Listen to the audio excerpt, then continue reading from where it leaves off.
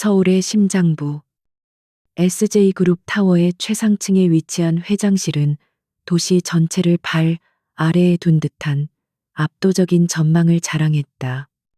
통유리창 너머로 한강이 은빛띠처럼 반짝였고 끝없이 펼쳐진 빌딩 숲은 마치 거대한 왕국의 축소판 같았다. 이 모든 것을 지배하는 젊은 군주.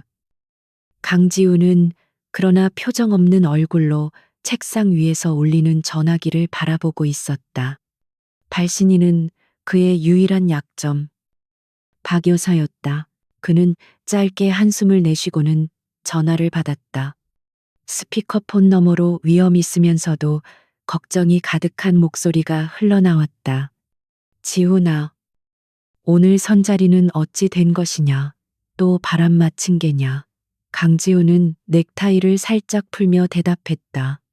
할머니, 아시잖아요. 저는 그런 의미 없는 만남에 시간 낭비하고 싶지 않습니다. 그의 목소리는 차분했지만 단호했다. 박 여사의 목소리가 한층 높아졌다. 의미가 왜 없어? 네가 이 할미의 마음을 조금이라도 헤아린다면 이럴 수는 없다. SJ그룹의 안주인 자리가 얼마나 중요한지 정녕 모른단 말이냐. 그녀의 말은 언제나 그룹의 미래와 그의 책임을 향해 있었다. 그는 창밖으로 시선을 돌리며 나지막이 말했다. 돈과 배경만 보고 달려드는 사람들. 이제는 지긋지긋합니다. 그 순간 그의 눈에 저 멀리 도시의 골목을 누비는 오토바이 한 대가 들어왔다. 배달원의 모습이었다. 그는 문득 기묘한 생각에 사로잡혔다. 저렇게 평범한 삶 속에는 과연 진실된 만남이 존재할까? 그는 결심한 듯 입을 열었다. 알겠습니다. 할머니, 더 이상 피하지 않겠습니다. 대신 제 방식대로 사람을 찾아보겠습니다. 그 말에 박 여사는 반신반의했지만 손자의 고집을 꺾을 수 없음을 알기에 일단 물러섰다. 전화를 끄는 강지우는 비서윤 실장을 호출했다. 곧이어 단정한 모습의 중년 남성이 들어왔다. 회장님, 부르셨습니까? 지우는 책상 서랍에서 낡은 열쇠 하나를 꺼내며 말했다. 윤 실장, 예전에 내가 마련해둔 오피스텔. 아직 그대로 있나? 그리고 평범한 배달원 복장과 중고 오토바이 한 대를 준비해주게. 당분간 나는 김민수라는 이름으로 살 생각이야. 윤 실장은 놀라움을 감추지 못했지만 그의 주군이 어떤 결심을 하면 절대 바꾸지 않는다는 것을 잘 알기에 조용히 고개를 숙였다. 분부대로 준비하겠습니다. 회장님, 강지우는 다시 창밖을 바라보았다. 그의 눈빛은 더 이상 냉소적이지 않았다. 이제 그는 가면을 쓰고 진짜 세상을 만나러 갈 준비를 하고 있었다. 같은 시각, 서울의 또 다른 풍경 속, 낡은 다세대 주택이 밀집한 언덕 꼭대기의 작은 옥탑방에서 서유진은 창문으로 쏟아지는 오후의 햇살을 받으며 디자인 스케치에 몰두하고 있었다. 좁은 공간은 그녀의 작업 도구와 책들로 가득했지만 벽에 붙은 수많은 인테리어 시안들은 그녀의 열정과 재능을 고스란히 보여주고 있었다. 그녀는 잠시 펜을 놓고 뻐근한 목을 돌렸다. 책상 한쪽에 놓인 휴대폰 화면에는 최민준이라는 이름과 함께 여러 통의 부재중 전화가 찍혀 있었다. 그녀의 얼굴에 씁쓸한 미소가 번졌다. 3년을 만났지만 그 관계는 언제나 모래성처럼 위태로웠다. 그의 옆에는 항상 그의 어머니, 김 여사가 그림자처럼 따라다녔다. 유진은 자리에서 일어나 낡은 옷장문을 열었다. 약속 장소인 강남의 고급 카페에 어울릴 만한 옷은 단 한 벌도 없었다. 그녀는 결국 가장 단정해 보이는 옅은 아이보리색 블라우스와 검은색 슬랙스를 꺼내 입었다. 거울 앞에 선 그녀는 자신의 초라한 모습에 잠시 위축되었지만 이내 마음을 다잡았다. 오늘은 이 지긋지긋한 관계를 끝내는 날이었다. 그녀는 작은 크로스백에 지갑과 휴대폰을 챙겨 넣고 옥탑방을 나섰다. 가파른 계단을 내려가는 내내 그녀의 심장은 무겁게 가라앉았다. 최민준. 그는 나쁜 사람은 아니었지만 너무나도 나약했다. 그의 세상은 오직 어머니의 말과 돈, 그리고 허울 좋은 체면으로 이루어져 있었다. 그 세상에 더 이상 자신을 가두고 싶지 않았다. 강남의 약속 장소에 도착했을 때 유진은 화려한 카페의 분위기에 압도당했다. 사람들은 모두 값비싼 옷과 장신구로 자신을 치장하고 있었다. 그녀는 자신도 모르게 옷매무새를 가다듬으며 안으로 들어섰다. 창가 좋은 자리에 최민준과 그의 어머니 김 여사가 나란히 앉아 있었다. 유진을 발견한 김 여사의 입가에 희미한 경멸의 미소가 스쳐 지나갔다. 한편 카페의 가장 구석진 자리, 다른 손님들의 눈에 잘 띄지 않는 곳에 한 남자가 앉아 있었다. 허름한 배달 조끼와 낡은 청바지 차림에 그는 이 공간과 전혀 어울리지 않았다. 그는 바로 배달원 김민수로 변신한 강지훈이었다. 그는 첫 업무를 시작하기 전 잠시 커피를 마시며 사람들을 구경하고 있었다. 그러다 그의 시선이 창가 자리의 세 사람에게 멎었다. 유진이 자리에 앉자마자 김 여사가 날카로운 목소리로 입을 열었다. 서유진 양, 많이 늦었네. 우리는 바쁜 사람들이라는 걸 잊었나. 유진은 고개를 숙이며 사과했다. 죄송합니다. 어머님, 오는데 시간이 좀 걸렸어요. 최민주는 어색하게 웃으며 말했다. 유진아, 앉아. 엄마가 할 얘기가 있으시다고 해서. 그의 태도는 언제나처럼 회피적이었다. 김 여사는 콧방귀를 뀌며 핸드백에서 서류 봉투 하나를 꺼내 테이블 위로 밀었다. 본론부터 말하지. 우리 민준이도 이제 결혼할 나이고 서양도 더 이상 어린애가 아니니 말이야. 이걸 한번 읽어보게. 유진은 불안한 마음으로 봉투를 열었다. 그 안에는 혼전 합의서라는 제목의 문서가 들어 있었다. 그녀는 떨리는 손으로 문서를 읽어내려갔다. 내용은 기가 막혔다. 결혼 후 모든 경제권은 남편과 시어머니가 관리한다. 친정 가족과의 교류는 명절에 하나여 허락한다. 3년 안에 아들을 낳아야 하며 낳지 못할 경우 모든 책임은 아내에게 있다. 그리고 가장 마지막 조항. 결혼 지참금으로 최소 3억 원을 가져와야 한다는 문구에 유진은 숨이 멎는 것 같았다. 유진은 믿을 수 없다는 표정으로 고개를 들었다. 그녀의 시선은 최민준을 향했다. 민준 씨, 이게 다 무슨 소리야? 민준은 그녀의 눈을 피하며 우물쭈물했다. 그게 유진아, 엄마 말씀은 우리 미래를 위해서, 다 널 위해서 그러시는 거야. 그의 변명은 비겁하기 짝이 없었다. 김 여사는 만족스러운 미소를 지으며 말했다. 서양 집안 형편 뻔한데 3억이 무리인 건 알지. 하지만 우리 가문에 들어오려면 그 정도 성의는 보여야 하지 않겠어. 그것도 힘들면 서양이 가진 그 작은 디자인 사무실이라도 우리 민준이 앞으로 명의를 이전하든가. 그녀의 말은 비수처럼 유진의 심장에 밝혔다. 그 작은 사무실은 돌아가신 아버지가 남겨주신 유일한 유산이자 그녀의 모든 것이었다. 모든 대화를 구석자리에서 듣고 있던 강지훈의 눈썹이 꿈틀거렸다. 그는 세상에 저렇게 노골적으로 한 사람의 인격을 짓밟는 사람들이 있다는 사실에 놀랐다.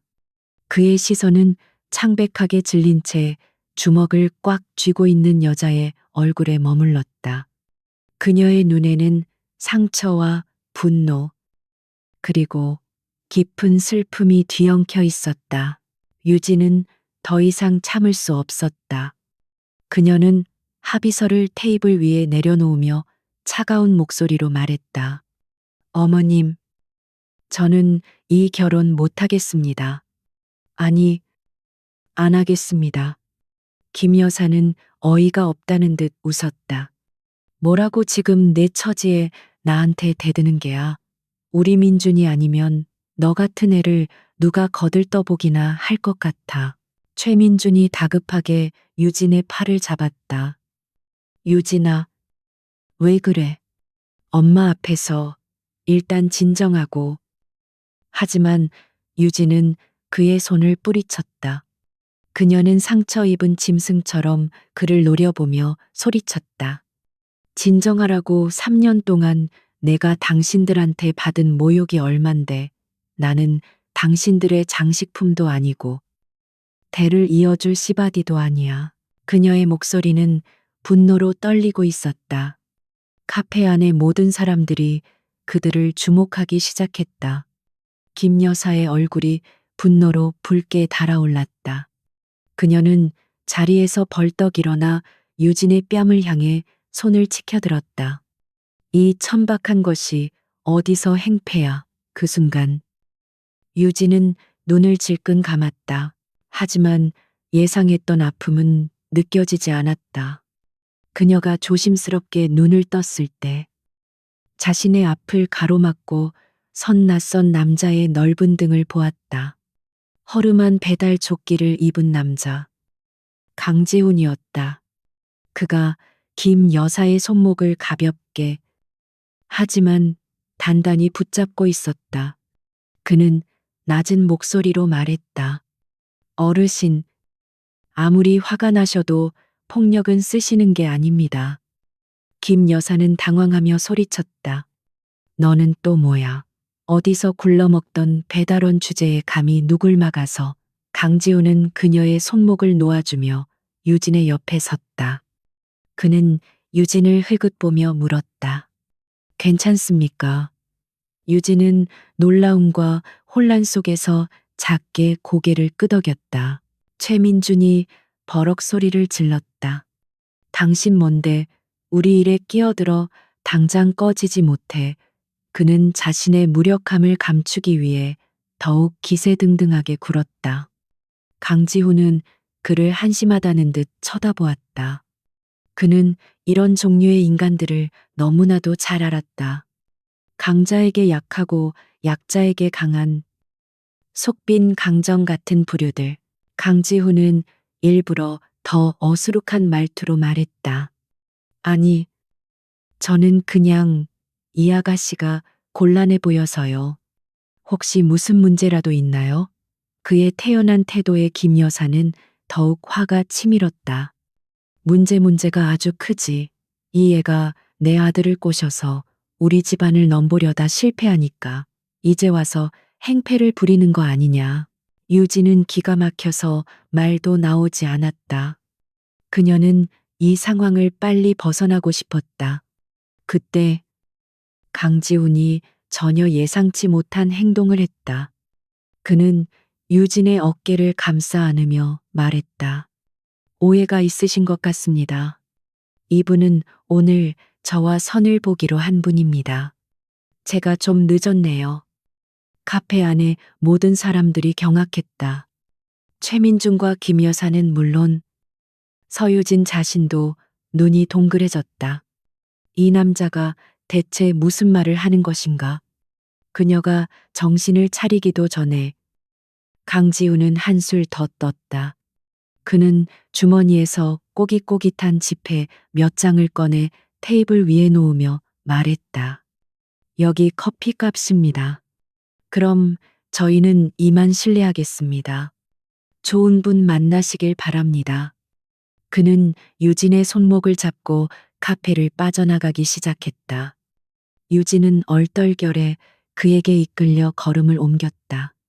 그녀의 머릿속은 온통 혼란으로 가득했다. 이 남자는 누구일까?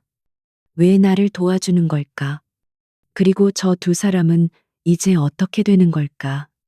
그녀가 마지막으로 뒤를 돌아보았을 때 김 여사가 경악과 분노로 일그러진 얼굴로 그들을 노려보고 있는 것이 보였다. 카페 밖으로 나온 강지훈은 그제야 유진의 손목을 놓아주었다. 시원한 저녁바람이 두 사람의 얼굴을 스쳤다. 유진은 여전히 멍한 표정으로 그를 바라보았다.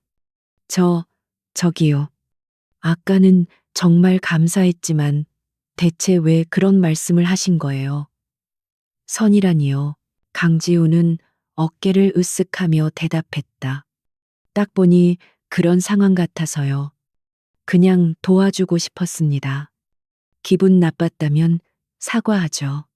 그의 얼굴에는 장난기 어린 미소가 걸려 있었다.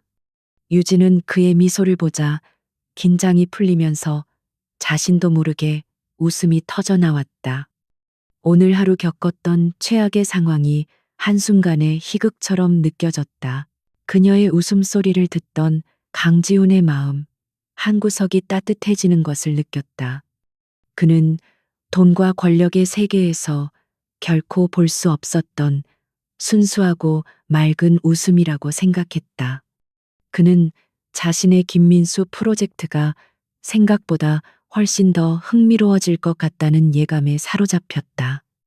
한편 카페에 남겨진 최민준과 김 여사는 모욕감에 치를 떨고 있었다. 김 여사는 아들을 다그쳤다. 꼴 좋다. 저런 배달부 놈한테 내 여자를 뺏기다니. 넌 자존심도 없냐. 최민주는 얼굴이 시뻘개져서 아무 말도 하지 못했다. 그는 방금 전까지 자신의 여자였던 유진이 다른 남자와 웃으며 사라지는 모습을 속수무책으로 지켜볼 수밖에 없었다. 그의 마음속에선 후회와 분노, 그리고 기묘한 상실감이 뒤섞여 소용돌이쳤다. 유진의 웃음소리가 잦아들 무렵 카페 문이 거칠게 열리며 김 여사와 최민준이 밖으로 뛰쳐나왔다. 김 여사의 얼굴은 분노로 흉하게 일그러져 있었다. 그녀는 유진에게 손가락질하며 악을 썼다. 서유진, 내가 감히 나를 이딴 식으로 모욕해. 저런 배달부 놈이랑 짜고 연극을 벌여. 그녀의 고함 소리에 지나가던 사람들의 시선이 집중되기 시작했다. 최민준 역시 자존심이 상할 대로 상한 표정으로 유진의 앞을 막아섰다.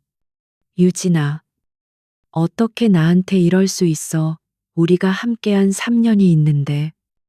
고작 저런 남자 때문에 그는 마치 자신이 피해자인 양억울한 표정을 지었다. 유진은 어이가 없어서 말이 나오지 않았다. 방금 전까지 자신을 벌레 보듯 하던 사람들이었다. 강지훈이 유진의 앞을 살짝 가로막으며 나섰다. 그는 여전히 태연한 미소를 짓고 있었지만 그의 눈빛은 서늘하게 가라앉아 있었다. 두 분, 이제 그만하시죠. 이분은 더 이상 당신들과 할 이야기가 없다고 합니다. 그의 차분한 목소리는 오히려 김 여사의 분노에 기름을 부었다. 네가 뭔데 나서 어디서 근본도 없는 놈이야. 너 한 달에 얼마 버냐? 네가 우리 유진이, 아니, 이 애한테 뭘 해줄 수 있는데. 김 여사는 경멸이 가득한 눈으로 지훈의 허름한 옷차림을 위아래로 훑었다. 그녀에게 세상의 가치는 오직 돈으로만 측정되는 것이었다. 그 순간 강지훈은 결심했다. 이 지긋지긋한 연극을 확실하게 끝내야겠다고. 이 여자의 존엄성을 완전히 지켜줘야겠다고. 그는 주변의 시선에도 아랑곳하지 않고 유진을 향해 돌아섰다. 그리고는 한쪽 무릎을 꿇었다. 갑작스러운 그의 행동에 유진은 물론 김 여사와 최민준, 그리고 주변의 구경꾼들까지 모두 숨을 죽였다. 지훈은 유진의 손을 부드럽게 잡았다. 그의 손은 따뜻하고 단단했다. 그는 그녀의 놀란 눈을 똑바로 바라보며 진심을 담아 말했다.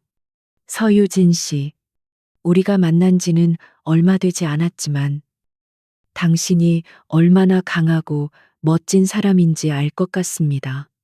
저는 가진 것도 없고 내세울 것도 없는 평범한 배달원입니다. 그의 목소리는 주변의 소음을 모두 잠재울 만큼의 힘이 있었다. 하지만 당신을 웃게 해줄 자신은 있습니다. 당신을 더 이상 눈물 흘리게 하지 않을 자신도 있습니다. 저 비겁한 과거로부터 당신을 지켜주고 싶습니다. 서유진 씨, 저와 결혼해 주시겠습니까? 세상이 멈춘 것 같았다. 유진의 귀에는 오직 그의 목소리만이 울려 퍼졌다. 결혼, 오늘 하루에만 두 번째 듣는 단어였다. 하지만 그 무게감은 하늘과 땅 차이였다. 하나는 모욕과 굴레의 언어였고, 다른 하나는 구원과 위로의 언어였다. 그녀의 눈에서 자신도 모르게 눈물이 흘러내렸다. 최민준의 얼굴은 하얗게 질렸다. 미쳤어. 너희들 정말 미쳤구나. 김 여사 역시 충격으로 입을 다물지 못했다. 배달원 주제에 감히 자신의 아들이 3년이나 만난 여자에게, 그것도 길거리 한복판에서 청혼을 하다니. 그녀의 상식으로는 도저히 이해할 수 없는 일이었다. 유진은 흘러내리는 눈물을 닦으며 지훈을 바라보았다. 이 남자는 누구일까? 자신은 그에 대해 아는 것이 아무것도 없었다. 이름조차 그가 말한 김민수가 진짜인지 알 수 없었다. 하지만 그의 눈빛은 진실했다.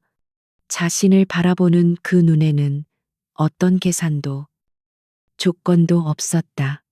오직 한 인간에 대한 순수한 존중과 연민이 담겨 있었다. 그녀는 지난 3년간의 시간을 떠올렸다. 사랑이라는 이름 아래 얼마나 많은 상처를 받았던가. 자신의 꿈과 자존감은 얼마나 짓밟렸던가. 이제는 끝내고 싶었다. 이 남자와 함께라면 적어도 오늘보다 더 나쁜 내일은 오지 않을 것 같았다. 그녀는 결심했다. 이것은 도피가 아니라 새로운 시작을 위한 비상이었다. 유진은 떨리는 목소리로 대답했다. 네, 좋아요. 그녀의 대답에 주변에서와 하는 작은 함성이 터져 나왔다. 강지훈의 얼굴에 비로소 안도와 기쁨의 미소가 번졌다. 그는 자리에서 일어나 유진의 눈물을 부드럽게 닦아주었다. 고맙습니다. 절대로 후회하게 만들지 않겠습니다. 김 여사는 그제야 정신을 차린 듯 비명을 질렀다. 서유진, 너 정말 제정신이야. 저런 거렁뱅이랑 결혼을 하겠다고. 너 나중에 땅을 치고 후회해도 소용없어. 당장 이리 와. 그녀가 유진에게 달려들려 했지만 지훈이 다시 한번 그녀의 앞을 막아섰다. 그는 이제 더 이상 어수룩한 배달원이 아니었다. 그의 눈빛은 한 그룹을 이끄는 지배자의 그것처럼 차갑고 위압적이었다. 이제 이분은 제 사람이 될 겁니다. 다시는 함부로 대하지 마시죠. 그의 기세에 김 여사는 자신도 모르게 주춤거리며 뒤로 물러섰다. 지훈은 유진의 손을 다시 잡고 인파 속으로 걸어 들어갔다. 유진은 아무 말 없이 그의 손에 이끌렸다. 뒤에서 최민준의 절규와 김 여사의 저주 섞인 고함이 들려왔지만 그 소리는 점점 멀어져 갔다. 마치 자신의 끔찍했던 과거가 멀어지는 것처럼 김 여사는 멀어지는 두 사람의 뒷모습을 보며 분에 못 이겨 발을 굴렀다. 두고 봐 전연이 얼마나 버티나 보자고. 배고프고 돈 없으면 제 발로 기어와서 싹싹 빌게 될 테니.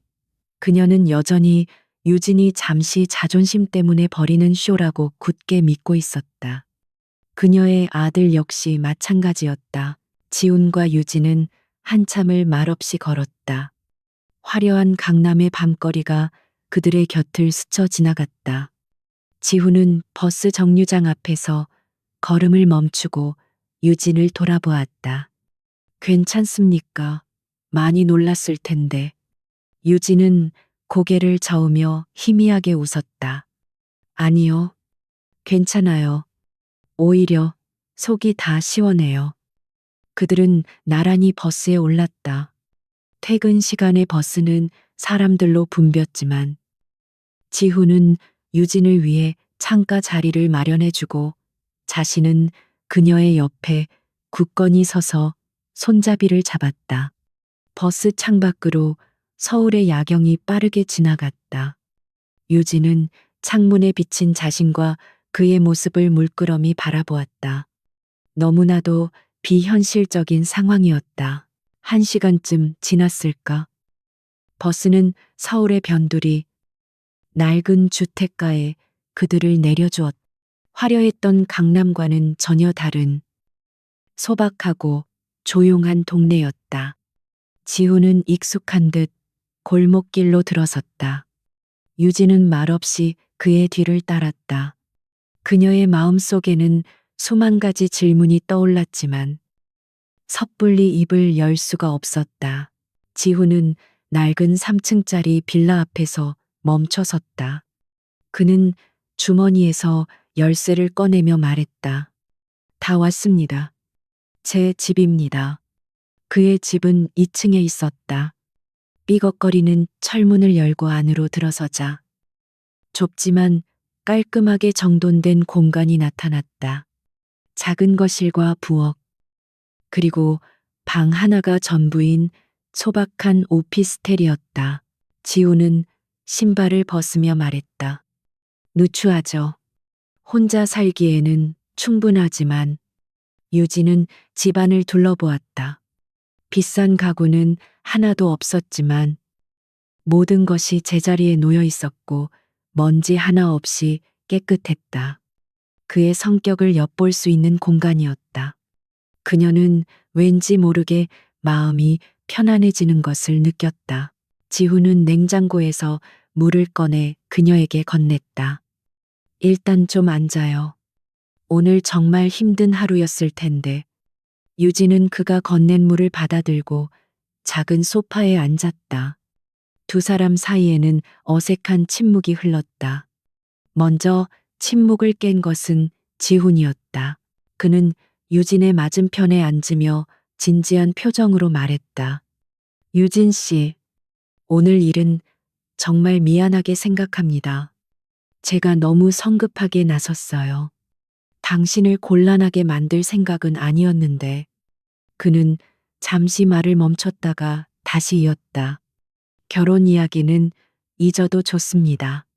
그냥 그 상황을 벗어나기 위한 거짓말이었으니까요. 유진은 고개를 들어 그를 바라보았다. 그의 얼굴에는 미안함이 가득했다. 그녀는 그가 자신을 배려하고 있다는 것을 알 수 있었다. 그는 그녀에게 선택권을 주고 있었다. 지금이라도 모든 것을 없던 일로 하고 떠나도 좋다는 무언의 허락이었다. 만약 유진 씨가 원한다면 제가 지금이라도 그분들에게 가서 모든 게 오해였다고 해명하겠습니다. 그리고 당신의 인생에서 깨끗하게 사라져 주겠습니다. 그의 말은 진심이었다.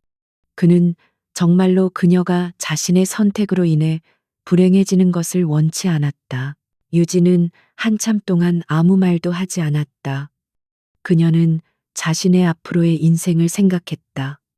다시 그 지옥 같은 관계로 돌아갈 수는 없었다. 그렇다고 혼자서 이 모든 상황을 감당할 자신도 없었다. 그녀는 오늘 처음 만난 이 남자가 낯설고 두려웠지만 동시에 그에게서 희미한 희망을 보았다. 그녀는 손에 든 물병을 꽉 쥐었다. 이것은 그녀의 인생에서 가장 중요한 결정이 될 것이었다. 과거로 돌아가느냐, 아니면 이 미지의 남자와 함께 불확실한 미래로 나아가느냐. 그녀의 심장이 세차게 뛰기 시작했다. 그녀는 마른 입술을 축이며 결심한 듯 입을 열 준비를 했다. 유진은 깊게 숨을 들이마셨다. 그녀의 눈빛은 더 이상 흔들리지 않았다. 방금 전까지 그녀를 짓누르던 과거의 무게가 거짓말처럼 가벼워진 기분이었다. 그녀는 결심했다. 이 낯선 남자, 김민수가 내민 손은 어쩌면 그녀의 인생에 다시 없을 동화줄일지도 몰랐다. 그녀는 단호한 목소리로 대답했다. 아니요. 해명하지 마세요. 그리고 사라지지 말아주세요. 그녀의 대답에 강지훈의 눈이 살짝 커졌다. 그는 그녀가 떠날 것이라 예상하고 있었다. 그것이 합리적인 선택이었으니까. 그는 조심스럽게 물었다. 그 말은 정말 나와 결혼이라도 하겠다는 뜻입니까? 유진은 고개를 저었다. 결혼은 아니에요. 하지만 이대로는 못 살겠어요. 제게는 새로운 시작이 필요해요. 그리고 당신이 그걸 도와줄 수 있을 것 같아요. 그녀의 솔직한 말에 지훈은 안도감을 느꼈다. 그는 그녀를 부담스럽게 만들고 싶지 않았다. 그는 고개를 끄덕이며 새로운 제안을 했다. 좋습니다. 그럼 이렇게 하죠. 결혼이 아니라 일종의 계약 동거는 어떻습니까? 내가 유진 씨의 보호자이자 방패막이가 되어주는 겁니다. 그 대가로, 맛있는 저녁을 가끔 얻어먹는 걸로 하죠. 그의 농담 섞인 제안에 유진의 얼굴에 다시 옅은 미소가 번졌다. 좋아요. 계약 동거. 마음에 드네요. 그녀는 자리에서 일어나 그에게 손을 내밀었다. 잘 부탁드립니다. 민수 씨. 지훈 역시 자리에서 일어나 그녀의 손을 맞잡았다. 나도 잘 부탁합니다. 유진 씨. 두 사람의 손이 맞닿는 순간 낯설지만 따뜻한 기류가 흘렀다. 그렇게 그들의 기묘한 동거 생활이 시작되었다. 다음 날 아침 유진은 소파에서 잠이 깼다. 지훈이 유일한 침실을 그녀에게 양보하고 자시는 것을 바닥에서 자기로 한 것이었다. 그녀는 조심스럽게 일어나 부엌으로 향했다. 그곳에는 벌써 아침을 준비하는 지훈의 뒷모습이 보였다.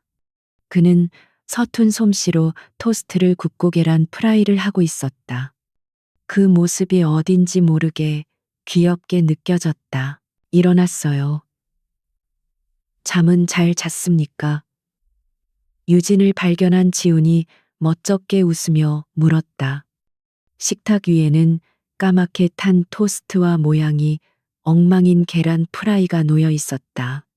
유진은 웃음을 참으며 말했다. 네. 덕분에요. 그런데 이건 현대미술 작품인가요? 그녀의 농담에 지우는 얼굴을 붉혔다. 요리는 영 소질이 없어서요. 그날부터 그들의 일상은 조용히 흘러갔다.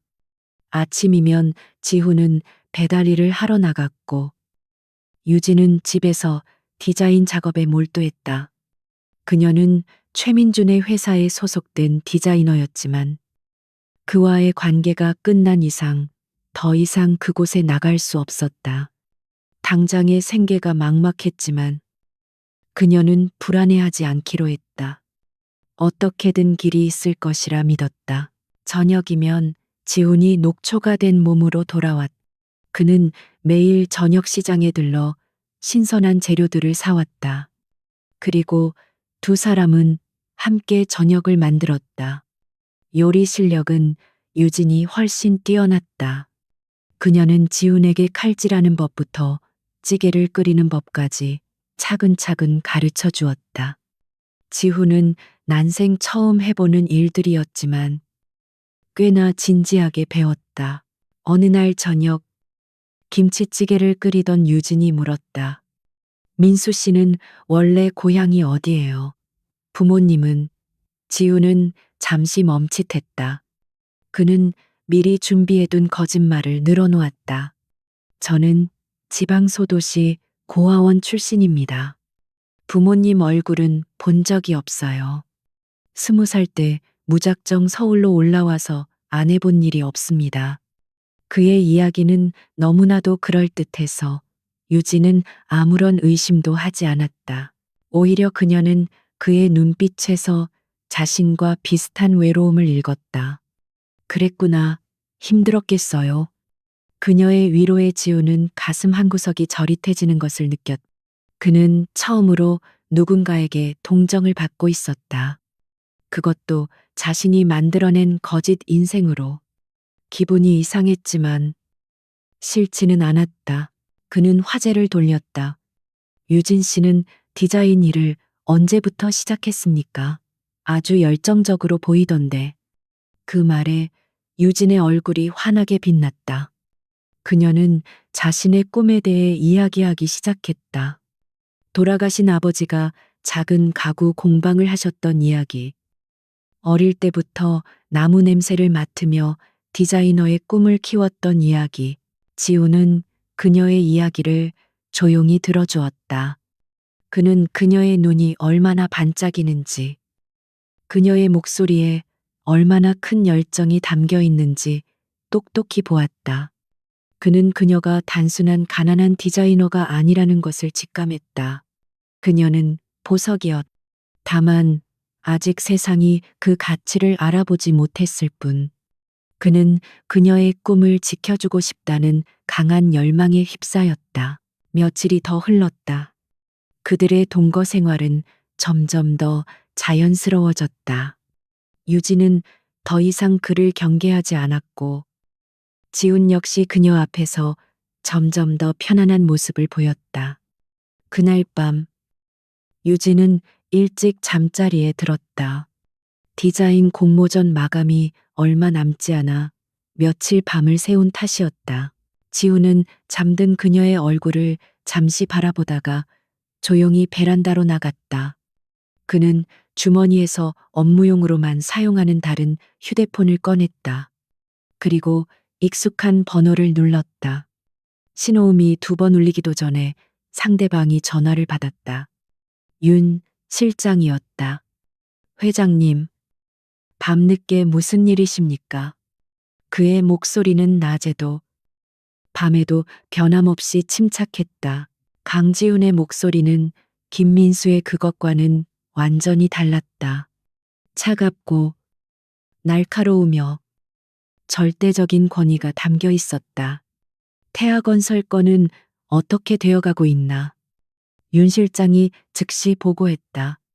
말씀하신 대로 자금 압박을 시작했습니다. 아마 이번 주가 고비일 겁니다. 하지만 회장님, 태아건설은 저희와 오랫동안 거래해온 협력업체입니다. 갑자기 이렇게 계약을 파기하면 지훈이 그의 말을 잘라 오래된 관계라고 해서 썩은 가지를 잘라내지 말라는 법은 없지. 그들은 선을 넘었어. 내일 오전에 이사회 긴급 소집하게. 한강 르네상스 프로젝트 태아건설과의 계약을 전면 파기하고 공개 입찰로 전환한다고 발표하겠네. 한강 르네상스 프로젝트는 서울시와 SJ그룹이 함께 추진하는 거대 사업으로 태아건설이 사활을 걸고 매달려온 프로젝트였다.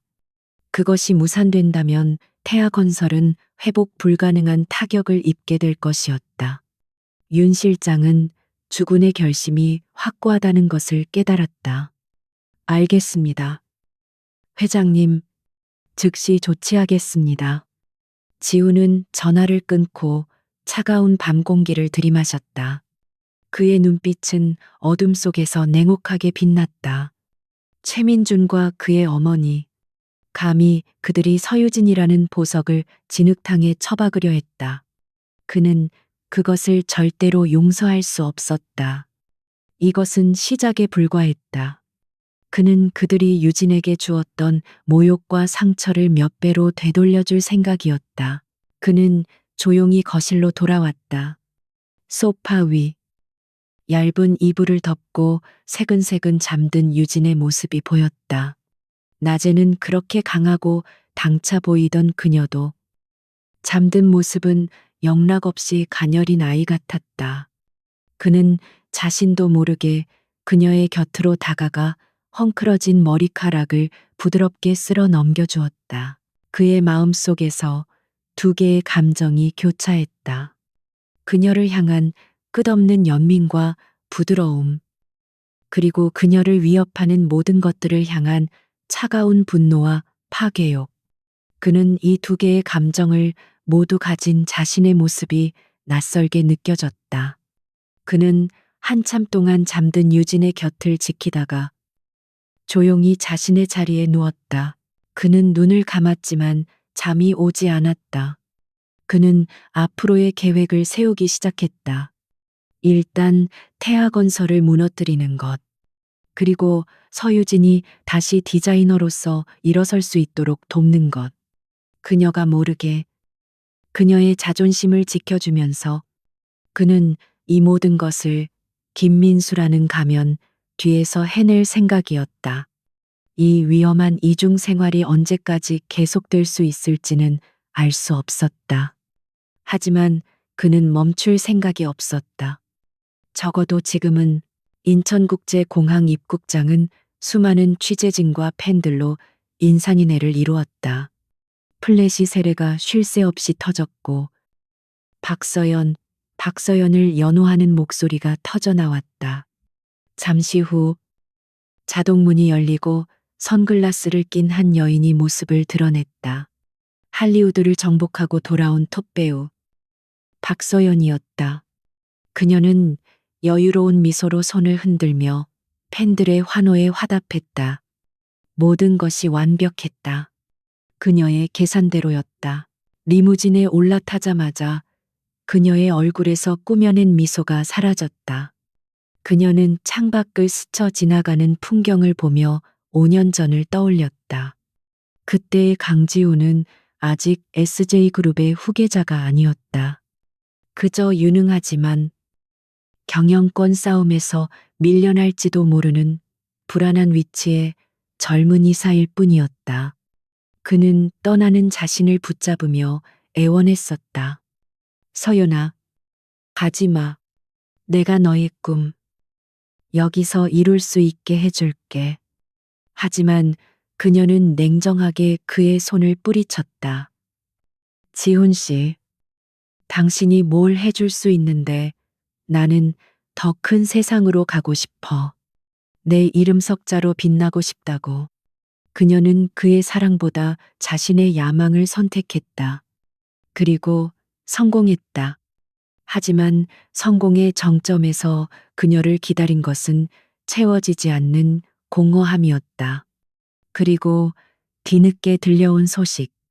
강지훈이 모든 경쟁자들을 물리치고 SJ그룹의 회장이 되었다는 것. 그녀는 이제 그가 가진 힘과 그리고 여전히 그를 향한 자신의 미련을 깨달았다. 그녀의 이번 귀국 목표는 단 하나, 강지훈을 되찾는 것이었다. 그녀는 매니저에게 명령했다. 당장 SJ그룹 강지훈 회장과의 미팅 스케줄 잡아. 박서연의 귀국 기념 자선 파티 후원건으로. 그녀는 자신 있었다. 이제는 자신이 그와 동등한 혹은 그 이상의 위치에 있다고 믿었다. 하지만 그녀의 예상은 빗나갔다. 며칠이 지나도 SJ그룹에서는 아무런 연락이 없었다. 윤 실장이라는 철벽 같은 비서가 회장님의 스케줄이 꽉 차 있다는 말만 앵무새처럼 되풀이할 뿐이었다. 박서연은 모욕감에 휩싸였다. 감히 강지훈이 자신을 무시하다니. 그녀는 결국 최후의 수단을 쓰기로 했다. 흥신소에 사람을 붙여 강지훈의 사생활을 캐기 시작했다. 며칠 후 그녀는 믿을 수 없는 보고를 받았다. 대한민국 재계 서열 1위 SJ그룹의 회장 강지훈이 밤이면 허름한 배달원 복장을 하고 서울 변두리의 낡은 오피스텔로 들어간다는 것. 그리고 그곳에는 서유진이라는 무명의 가난한 디자이너와 함께 살고 있다는 사실까지. 처음에는 말도 안 되는 소리라며 보고서를 집어 던졌지만 함께 첨부된 사진들을 보고는 생각을 바꾸었다. 사진 속에는 배달 조끼를 입은 강지훈이 한 여자와 나란히 장을 보고 걸어가는 모습이 담겨 있었다. 그의 얼굴에는 그녀가 한 번도 본 적 없는 편안하고 행복한 미소가 걸려 있었다. 박서연은 질투와 분노로 온몸이 떨리는 것을 느꼈다. 저 여자, 저 보잘것없는 여자가 감히 내 자리를 차지하고 있단 말인가. 그녀는 강지훈이 어떤 기이한 유희를 즐기고 있다고 결론 내렸다. 그리고 서유진은 그 유희에 잠시 동원된 장난감일 뿐이라고. 그녀는 직접 그 장난감을 치워버리기로 결심했다. 그녀는 서유진의 뒷조사를 통해 그녀가 디자인 자료를 찾기 위해 동대문 원단, 시장과 헌책방 거리를 자주 찾는다는 사실을 알아냈다. 며칠 후 유진은 디자인 공모전에 필요한 영감을 얻기 위해 청계천 헌책방 거리를 걷고 있었다. 낡은 책들이 풍기는 쿰쿰한 냄새와 고즈넉한 분위기는 그녀에게 안정감을 주었다. 그녀가 한 서점 앞에서 낡은 건축 잡지를 뒤적이고 있을 때였다. 누군가 그녀의 옆에 혹시 서유진 씨 아니세요?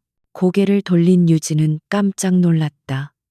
마스크와 모자로 얼굴을 가렸지만 한눈에 알아볼 수 있었다. 배우 박서연이었다. TV 속에서만 보던 대스타가 자신에게 말을 걸다니. 유진은 당황하며 대답했다. 네. 맞는데요. 저를 어떻게. 박서연은 부드럽게 웃으며 말했다. 아, 제가 요즘 인테리어에 관심이 많아서요. 우연히 유진 씨의 포트폴리오를 봤는데 정말 인상 깊었어요. 팬입니다. 유진은 얼떨떨했지만 자신의 디자인을 알아봐 준다는 말에 기분이 좋았다. 감사합니다. 영광이네요. 박서연은 자연스럽게 그녀의 옆에 서서 책을 고르는 척하며 말을 이었다. 이런 낡은 곳에서 영감을 얻으시는군요. 저도 가끔 그래요. 화려한 것들 속에서는 찾을 수 없는 진실함이 있잖아요. 두 사람은 잠시 디자인과 예술에 대한 이야기를 나누었다. 박서연은 유진의 이야기에 깊이 공감하는 척하며 그녀의 경계심을 무너뜨렸다. 어느 정도 대화가 무르익었을 때 그녀는 마치 혼잣말처럼 그러나 유진이 똑똑히 들을 수 있도록 나지막이 말했다. 사실 오늘 여기 온 건 다른 이유도 있어요. 제 첫사랑을 닮은 물건이라도 찾을 수 있을까 해서요. 유진은 호기심 어린 눈으로 그녀를 바라보았다. 박서연은 아련한 표정을 지으며 말을 이었다. 그 사람은 아주 평범한 일을 하는 사람이에요. 아마 남들이 보기엔 보잘것없다고 할지도 모르죠. 하지만 제게는 세상 그 누구보다 소중한 사람이에요. 제가 성공을 위해 잠시 그 사람 곁을 떠났었는데, 이제야 그게 얼마나 어리석은 짓이었는지 깨달았어요. 그녀의 이야기는 한편의 영화 대사처럼 애절했다. 그 사람, 웃을 때 왼쪽 입꼬리가 살짝 올라가고, 요리에는 영소질이 없어서 맨날 태워먹기 일쑤죠. 하지만 얼마나 따뜻한 사람인지 몰라요. 꾸준히 일을 하면서도 늘 웃음을 잃지 않거든요. 유진은 이야기를 듣는 내내 심장이 철렁 내려앉는 것을 느꼈다. 박서연이 묘사하는 남자는 김민수, 바로 자신의 곁에 있는 그 남자와 너무나도 똑같았다. 웃을 때의 버릇, 서툰 요리 솜씨, 그리고 그의 따뜻함까지. 설마, 설마 그럴 리가. 박서연은 유진의 얼굴이 하얗게 굳어가는 것을 놓치지 않았다. 그녀는 결정타를 날렸다. 그녀는 가방에서 작은 상자를 꺼내 열었다. 그 안에는 낡은 손목시계가 들어 있었다. 이건 그 사람이 저에게 준 첫 선물이에요. 비록 값비싼 건 아니지만 제겐 세상 어떤 보석보다 소중해요. 이제 다시 그 사람에게 돌아가 이 시계를 돌려주며 제 마음을 전할 생각이에요. 유진은 그 시계를 알아보았다. 민수가 매일 차고 다니는, 낡아서 시간도 잘 맞지 않는다고 투덜거리던 바로 그 시계였다. 모든 퍼즐 조각이 맞춰지는 순간 유진의 머릿속이 하얘졌다. 민수에게 첫사랑이 있었구나. 그것도 이렇게 대단한 사람과. 그런데 왜 자신에게는 한마디도 하지 않았을까? 박서연은 자신의 목적을 달성했다는 것을 깨닫고 자리에서 일어났다. 어머, 제가 너무 제 이야기만 했네요. 만나서 반가웠어요. 유진 씨, 다음에 또 뵐 수 있으면 좋겠네요. 그녀는 마지막까지 상냥한 미소를 잃지 않고 유유히 사라졌다. 홀로 남은 유진은 한참 동안 그 자리에 서 있었다. 손에 들고 있던 건축 잡지가 힘없이 바닥으로 떨어졌다. 그녀의 마음속에 차가운 의심과 불안의 씨앗이 심어졌다. 민수는 정말 자신을 좋아하기는 하는 걸까? 아니면 그저 외로워서, 혹은 자신을 동정해서 곁에 있어주는 것은 아닐까? 박서연이라는 화려하고 대단한 첫사랑이 돌아온다면 그는 망설임 없이 자신을 떠나버리지 않을까? 그날 저녁, 집으로 돌아온 유진은 말이 없었다. 지우는 평소와 다른 그녀의 모습에 걱정이 되어 물었다. 유진 씨, 무슨 일 있어요? 어디 아픈 겁니까? 유진은 애써 웃으며 고개를 저었다. 아니에요. 그냥 좀 피곤해서요. 그녀는 차마 박서연을 만났다는 이야기를 꺼낼 수 없었다. 그것은 마치 자신의 패배를 인정하는 것 같았다. 지우는 그녀가 무언가 숨기고 있다는 것을 직감했지만 더 이상 묻지 않았다. 그는 그녀가 스스로 이야기할 때까지 기다려주기로 했다. 그날 밤 두 사람은 한 공간에 있었지만 그들 사이에는 보이지 않는 벽이 생긴 것처럼 멀게만 느껴졌다. 유진은 잠든 척 눈을 감고 민수의 과거와 박서연의 존재에 대한 생각으로 밤을 지새웠다. 그녀와 민수의 신뢰에 첫 번째 균열이 생기기 시작했다. 박서연을 만난 후 며칠 동안 유진의 마음은 복잡한 실타래처럼 엉켜 있었다. 그녀는 애써 평소처럼 행동하려 했지만 문득문득 떠오르는 민수의 과거에 대한 상상에 마음이 무거워졌다. 강지훈 역시 그녀의 미묘한 변화를 감지하고 있었지만 섣불리 다가가지 못하고 그저 묵묵히 그녀의 곁을 지킬 뿐이었다. 어색한 침묵이 두 사람 사이에 흐르던 주말 오후였다. 갑자기 현관 초인종이 울렸다. 유진은 의아한 표정으로 문을 열었다. 그리고 그 자리에 얼어붙고 말았다. 문 앞에는 그녀의 아버지와 어머니, 그리고 남동생이 서 있었다. 그들의 표정에는 걱정과 의아함이 가득했다. 유진아, 이게 어떻게 된 일이냐? 며칠 동안 전화도 안 받고 혹시 무슨 일이라도 생긴 줄 알고 얼마나 걱정했는지 아니. 어머니가 유진의 손을 잡으며 말했다. 아버지는 말없이 집안을 훑어보았다. 그의 날카로운 눈빛은 좁고 낡은 공간, 구석구석을 뜯어보는 듯했다. 남동생 서태민은 팔짱을 낀 채 못마땅한 표정으로 서 있었다. 누나, 여기가 새로 구한 작업실이야. 옥탑방보다 나을 것도 없구만. 그의 퉁명스러운 말에 유진은 얼굴이 화끈거렸다. 그때 주방에서 물을 마시던 지훈이 거실로 나왔다. 갑작스러운 가족의 등장에 유진만큼이나 그도 놀란 듯했다. 세 사람의 시선이 일제히 지훈에게로 향했다. 아버지가 낮은 목소리로 물었다. 유진아, 이 청년은 누구냐? 유진이 뭐라고 대답하기도 전에 지훈이 먼저 나서서 정중하게 허리를 숙였다. 처음 뵙겠습니다.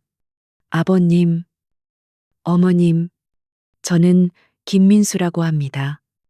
유진 씨와 함께 살고 있습니다. 그의 마지막 말은 폭탄 선언과도 같았다. 어머니는 거의 기절할 듯한 표정으로 유진과 지훈을 번갈아 보았다. 함께 살아, 그게 무슨 소리냐. 유진아 태민 역시 믿을 수 없다는 듯 소리쳤다. 뭐 누나가 남자랑 동거를 한다고 유진은 차마 결혼했다는 말은 꺼내지 못하고 고개를 숙였다. 모든 것을 설명하기에는 너무나도 복잡한 상황이었다. 아버지는 지훈을 위아래로 훑어보았다. 그의 시선에는 경계심이 가득했다. 젊은이, 내 딸과 무슨 관계인지 똑똑히 말해보게. 그의 목소리에는 서슬퍼런 위험이 서려 있었다. 지훈은 조금도 위축되지 않고 오히려 유진의 어깨를 감싸 안으며 단호하게 말했다. 저희 결혼을 약속한 사이입니다. 갑작스럽게 결정된 일이라 미처 말씀드리지 못한 점 정말 죄송합니다. 모든 책임은 저에게 있습니다. 유진 씨를 탓하지 말아 주십시오. 그의 행동은 유진을 보호하려는 진심에서 우러나온 것이었다. 그 순간 유진의 가족들 사이에 미묘한 눈빛이 오갔다. 그들은 사실 평범한 서민이 아니었다. 유진의 아버지 서정혁은 굴지의 사모펀드를 운영하는 금융계의 거물이었고, 어머니 윤혜경은 명망 높은 미술관의 관장이었다. 남동생 태민 역시 미국에서 MBA를 마치고 아버지의 회사에서 경영 수업을 받고 있는 중이었다. 그들은 유진이 최민준 같은 속물과 만나는 것을 못마땅하게 여기고 있었다. 하지만 유진이 스스로 깨닫기를 바라며 묵묵히 지켜보고 있었던 것이다. 그리고 오늘 그들은 유진의 새로운 선택을 시험하기 위해 일부러 허름한 옷차림으로 예고 없이 찾아온 것이었다. 그들의 눈에 비친 김민수는 가진 것 없어 보이는 배달원이었지만 그의 눈빛과 태도는 결코 가볍지 않았다. 서정혁 회장은 소파에 앉으며 말했다. 일단 앉아서 얘기하세. 자네는 무슨 일을 하는가? 지훈은 솔직하게, 그러나 자신의 정체를 숨긴 채 대답했다. 배달 일을 하고 있습니다. 아직은 부족한 점이 많지만 성실하게 일해서 유진 씨를 행복하게 해줄 생각입니다. 그의 대답에는 어떤 꾸밈이나 허세도 없었다. 태민이 비꼬는 투로 끼어들었다. 배달일 그걸로 우리 누나를 어떻게 먹여 살리겠다는 거야. 우리 누나가 얼마나 눈이 높은데. 윤혜경 여사가 아들의 팔을 꼬집으며 말렸지만 태민은 멈추지 않고 지훈을 몰아세웠다. 그것 역시 그들 가족이 짜고 치는 시험의 일부였다. 지훈은 태민의 도발에 미소로 답했다. 돈이 행복의 전부는 아니라고 생각합니다. 물론 제가 더 노력해서 유진 씨가 불편함 없이 지내도록 할 겁니다. 하지만 그보다 더 중요한 것은 서로를 아끼고 존중하는 마음이겠지요. 저는 적어도 유진 씨의 꿈을 헐값에 팔아넘기라고 강요하지는 않을 겁니다. 그의 말은 최민준의 가족을 겨냥한 것이었지만 서정혁 회장의 마음을 움직였다. 한참 동안 침묵이 흘렀다. 서정혁 회장은 지훈의 눈을 깊이 들여다보았다. 그는 수많은 사람들을 만나온 경험으로 상대방의 진심을 꿰뚫어보는 능력이 있었다. 그의 눈에 비친 김민수라는 청년은 비록 가난할지언정 줏대가 굳고 속이 깊었다. 무엇보다 자신의 딸을 진심으로 아끼고 있었다.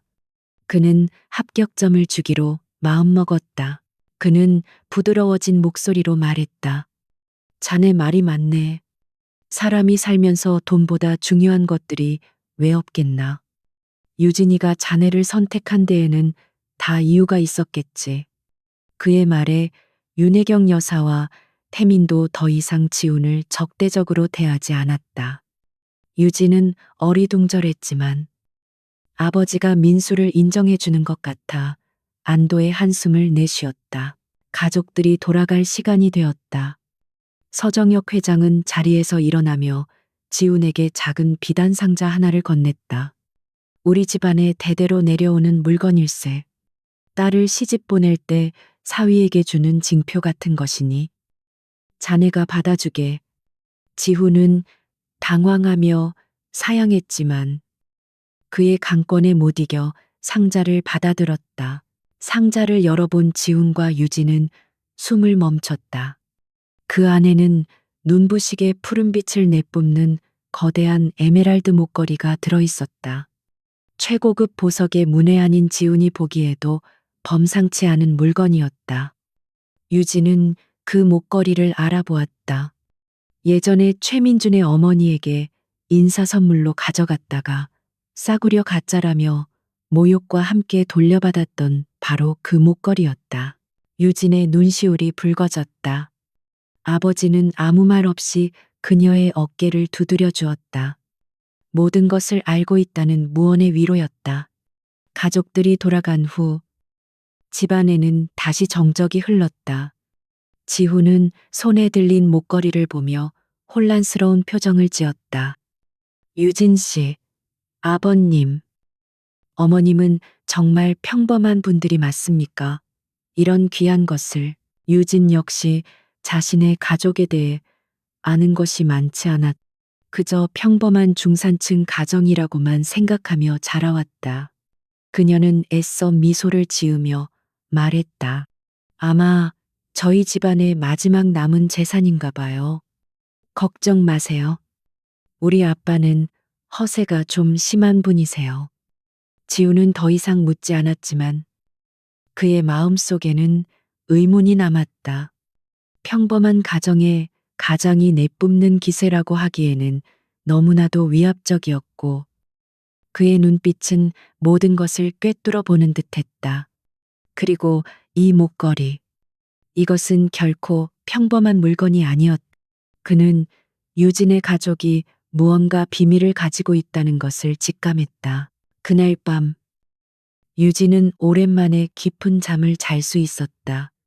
자신의 선택을 가족들이 지지해 준다는 사실에 큰 위안을 얻었다. 하지만 지우는 잠을 이루지 못했다. 그는 에메랄드 목걸이를 책상 위에 올려놓고 한참을 바라보았다. 서유진이라는 여자, 그리고 그녀의 가족, 모든 것이 수수께끼 같았다. 그는 자신이 뛰어든 이 연극이 생각보다 훨씬 더 복잡한 무대 위에서 펼쳐지고 있음을 깨달았다.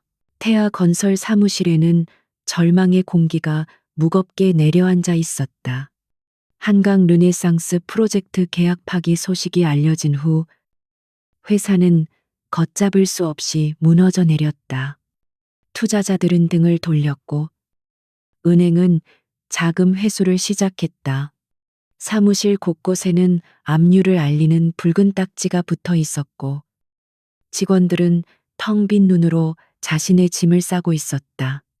모든 것이 끝이었다. 최민준의 사무실에서 김 여사의 날카로운 비명이 터져 나왔다. 이게 다 그년 때문이야. 그 재수 없는 서유진 년이 우리 집안을 망하게 한 거라고. 그녀는 값비싼 화병을 바닥에 집어던지며 분노를 터뜨렸다. 최민주는 소파에 무기력하게 앉아 텅 빈 눈으로 천장만 바라보고 있었다. 며칠 만에 천국과 지옥을 오간 그는 모든 의욕을 잃은 상태였다. 그때 김 여사의 눈에 문득 자신이 서유진에게서 뺐듯이 돌려받았던 에메랄드 목걸이 상자가 들어왔다. 그녀는 그것을 싸구려 가짜라며 경멸했었다. 하지만 이제는 지푸라기라도 잡고 싶은 심정이었다. 그녀는 혹시나 하는 마음에 인터넷으로 보석 경매 사이트를 뒤지기 시작했다. 그리고 몇 시간 후 그녀는 자신의 눈을 의심했다. 화면 속에는 자신이 가진 것과 똑같이 생긴 목걸이가 천문학적인 가격에 낙찰된 기록이 있었다. 민준아, 이거 혹시. 그녀는 떨리는 손으로 아들에게 휴대폰을 내밀었다. 최민주는 그제야 초점 없는 눈을 돌려 화면을 보았다. 그리고 그의 얼굴이 경악으로 물들었다. 그는 즉시 시내 최고의 보석 감정사에게 연락을 취했다. 1시간 후 강남의 한 감정소에서 그들은 믿을 수 없는 현실과 마주했다. 감정사는 하얀 장갑을 낀 손으로 목걸이를 조심스럽게 다루며 말했다. 이것은 콜롬비아 무조 광산에서 채굴된 최상급 에메랄드입니다. 여왕의 눈물이라고 불리는 전설적인 보석이죠. 현재 가치로는 최소 수백억 원을 호가할 겁니다. 김 여사는 그 자리에 주저앉을 뻔했다. 수백억. 그 돈이면 회사를 살리고도 남았다. 그녀는 자신이 걷어찬 복덩이가 실은 황금알을 낳는 거위였다는 사실에 이성을 잃었다. 그들은 당장 유진이 사는 동네로 달려갔다.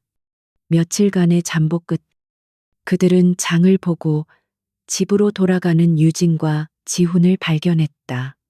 김 여사는 염치도 없이 두 사람 앞을 막아섰다. 그녀는 바닥에 무릎까지 꿇으며 애원했다. 유진아, 내가 잘못했다. 내가 사람 보는 눈이 없었어. 제발 그 목걸이 좀 돌려다오. 그건 원래 우리 집안의 갑오였단다. 유진은 기가 막혔다. 갑오라니. 싸구려 가짜라며 자신에게 모욕을 주던 모습이 눈에 선했다. 지훈이 유진의 앞을 막아서며 차갑게 말했다. 이미 유진 씨에게 주신 물건 아닙니까? 이제 와서 돌려달라는 건 무슨 경우입니까? 최민준이 지훈의 멱살을 잡으며 소리쳤다.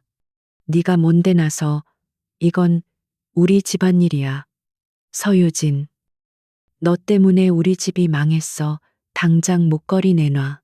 그들의 소란에 동네 사람들이 몰려들기 시작했다. 유진은 더 이상 이들과 엮이고 싶지 않았다.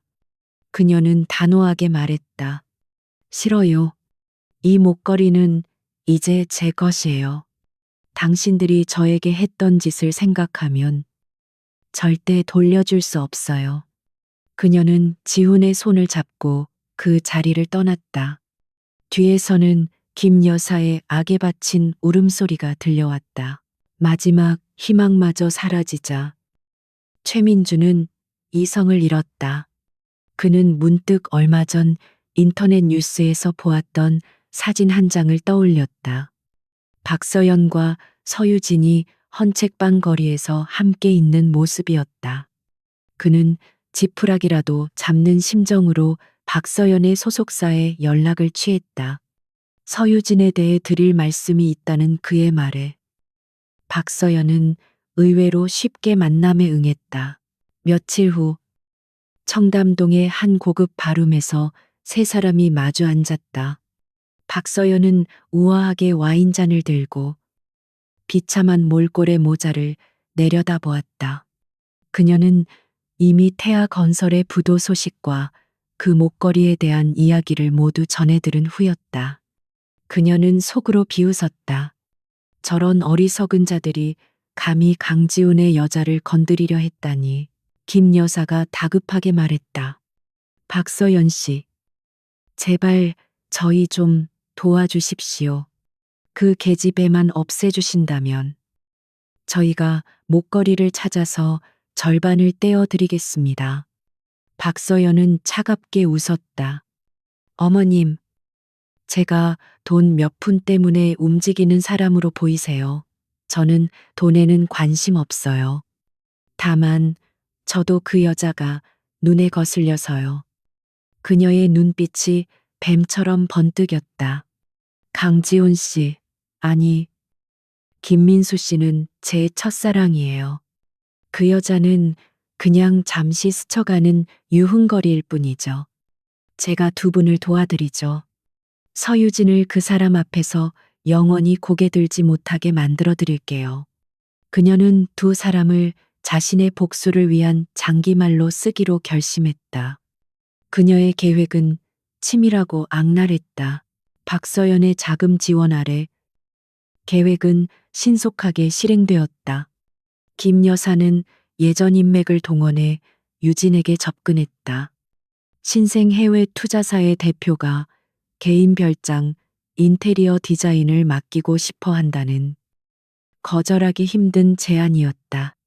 유진은 경계했지만 자신의 힘으로 돈을 벌어 민수에게 보탬이 되고 싶다는 생각에 결국 미팅에 응했다. 약속 장소는 강남의 한적한 오피스텔이었다. 유진이 안으로 들어서자 중년의 남자가 그녀를 맞았다. 자신을 박 사장이라고 소개한 그는 기름진 미소를 흘리며 노골적으로 유진의 몸을 훑어보았다. 유진은 불쾌감을 느꼈지만 일단 의뢰인이라는 생각에 프로페셔널한 태도를 유지하려 했었다. 우리 서 디자이너, 실물은 더 미인이시네. 자, 일단 앉아서 와인 한잔 하면서 천천히 얘기합시다. 박 사장은 대낮부터 와인병을 따르며 그녀의 옆자리에 바싹붙어 앉았다. 유진은 정중하게 거리를 두며 말했다.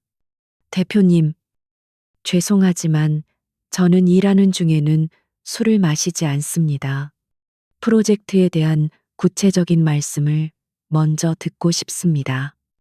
그녀의 단호한 태도에 박 사장은 잠시 머쓱해했지만 이내 다시 능글맞은 표정으로 돌아왔다. 그는 디자인 도면을 보는 척하며 은근슬쩍 그녀의 손등을 쓰다듬었다. 유진은 화들짝 놀라며 손을 뺐다. 대표님, 왜 이러십니까? 그녀의 목소리가 차갑게 굳었다. 박 사장은 오히려 적반하장으로 나왔다. 왜 이래, 이 바닥 생리 몰라. 디자인만 잘하면 뭐해. 사람 마음을 얻을 줄도 알아야 성공하는 거지. 오늘 나만 만족시켜주면 디자인비 2배로 쳐줄게. 그는 노골적으로 그녀의 어깨에 손을 올리려 했다. 더 이상 참을 수 없었다. 유진은 자리에서 벌떡 일어나 그의 손을 뿌리쳤다. 그녀의 눈에는 분노와 경멸이 가득했다. 당신 같은 사람이랑은 더 이상 할 얘기 없어요. 이 프로젝트 안 합니다. 그녀가 돌아서서 나가려 하자 박 사장이 그녀의 팔을 거칠게 붙잡았다. 이게 어딜 도망가려고. 유진은 순간적으로 몸을 틀어 그의 소나기에서 벗어난 뒤 테이블 위에 있던 물컵을 집어 그의 얼굴에 그대로 뿌려버렸다. 차가운 물벼락을 맞은 박 사장이 악소리를 지르며 주춤하는 사이 유진은 서둘러 오피스텔을 빠져나왔다. 그녀는 분하고 더러운 마음에 몸을 떨었지만 스스로를 지켜냈다는 생각에 안도했다. 그녀는 전혀 알지 못했다. 방 안 구석에 숨겨진 소형 카메라가 이 모든 상황을 녹화하고 있었다는 사실을. 그날 밤 한 영상 편집실에서 최민준이 모니터를 보며 만족스러운 미소를 짓고 있었다. 원본 영상에는 유진이 명백히 성추행을 당하고 저항하는 모습이 담겨 있었지만 그의 손을 거치면 전혀 다른 이야기가 될 것이었다. 그는 편집 기사에게 명령했다. 유진이가 먼저 유혹하다가 거절당하고 행패 부리는 것처럼 보이게 만들어 최대한 싸구려 꽃뱀처럼 보이게. 알았지. 편집 기사는 돈 봉투를 받아들고 말없이 고개를 끄덕였다. 거대한 음모의 덫이 서서히 유진의 숨통을 조여오고 있었다. 다음 날 아침, 유진은 오랜만에 디자인 작업에 몰두하며 평온한 시간을 보내고 있었다. 그때 그녀의 휴대폰이 미친 듯이 울리기 시작했다. 예전 직장 동료였다. 다급한 목소리가 수화기 너머로 흘러나왔다. 유진 씨, 지금 인터넷 난리 났어요. 유진 씨 동영상이 이상하게 편집돼서 돌아다니고 있어요. 대표님이 당장 회사로 들어오라고. 동료의 말이 채 끝나기도 전에 전화는 끊겼다. 유진은 불안한 마음으로 노트북을 열었다. 그리고 몇 분 후, 그녀의 얼굴은 새하얗게 질려버렸다. 무명 디자이너. 투자사 대표에게 성상납 시도하다 실패라는 자극적인 제목의 기사와 함께 교묘하게 편집된 영상이 삽시간에 퍼져나가고 있었다. 영상 속 그녀는 마치 남자를 유혹하다 거절당하자 행패를 부리는 파렴치한 여자처럼 보였다. 세상이 무너지는 것 같았다. 그녀는 떨리는 손으로 옷을 챙겨 입고 회사로 향했다.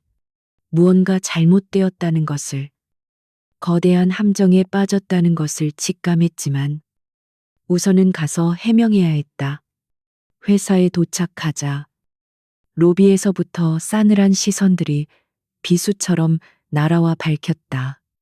동료들은 그녀를 보고 수군거리며 피했다. 어제까지만 해도 함께 웃고 떠들던 사람들이었다. 대표 이사실 문을 열자 이 대표가 경로한 얼굴로 그녀를 노려보고 있었다. 사무실의 대형 스크린에서는 문제의 영상이 소리 없이 반복 재생되고 있었다. 서유진 씨, 이게 다 무슨 짓이야? 당신 때문에 회사 이미지가 어떻게 됐는지 알아. 우리 회사를 막 인수한 SJ그룹에서 알면 어쩔 셈이야. 그는 고함을 질렀다. 유진은 필사적으로 해명했다. 대표님, 아니에요. 저건 조작된 거예요. 저는 성추행을 당했고 저항했을 뿐이에요. 하지만 아무도 그녀의 말을 믿어주지 않았다. 영상은 너무나도 그럴듯하게 편집되어 있었다. 이 대표는 책상을 내리치며 소리쳤다. 변명은 집어치워. 당신 오늘부로 해고야. 당장 짐 싸서 나가.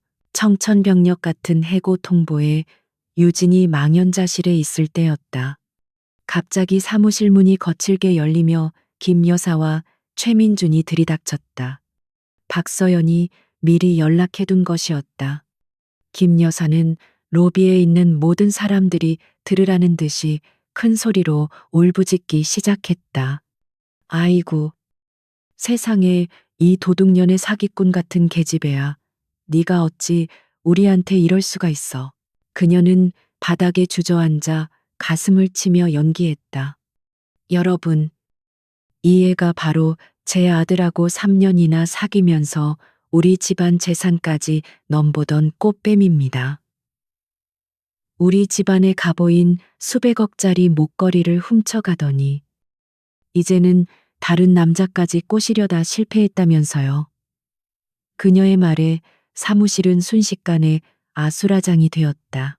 최민준 역시 유진에게 손가락질하며 말했다. 서유진, 너 정말 무서운 애구나. 네가 어떻게 나한테, 그리고 우리 엄마한테 이럴 수 있어. 그는 비련의 주인공 행세를 하며 사람들의 동정심을 샀다.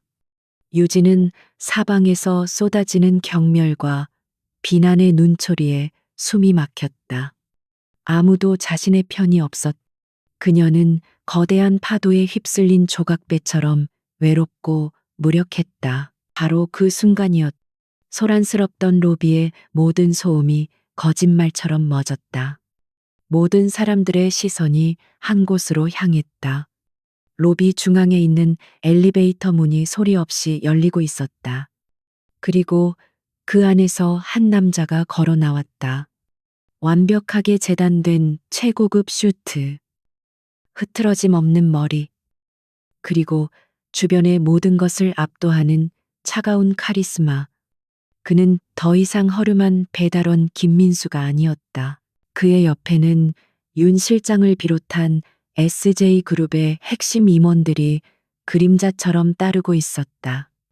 회사의 모든 직원들은 그를 알아보았다. 언론을 통해서만 보았던 자신들의 회사를 하루아침에 사들인 거대 제국의 군주, SJ그룹 회장, 강지훈이었다. 이 대표는 사색이 되어 달려나가 허리를 90도로 숙였다. 회장님 어인일로 예고도 없이. 하지만 강지훈은 그에게 눈길조차 주지 않았다. 그는 성큼성큼 인파를 가르며 걸어왔다. 그의 목적지는 단 한 곳, 절망의 구렁텅이에 빠져 있는 서유진의 앞이었다. 그는 다른 모든 사람들을 없는 사람처럼 취급하며 오직 유진의 앞에 멈춰 섰다. 그는 부드러운 손길로 그녀의 떨리는 손을 잡았다. 괜찮아. 그의 목소리는 나지막했지만 그 어떤 말보다 큰 위로가 되었다. 유진은 멍하니 그를 올려다보았다. 민수 씨, 그가 왜 여기에? 그것도 저런 모습으로. 그녀의 머릿속은 혼란으로 가득 찼다.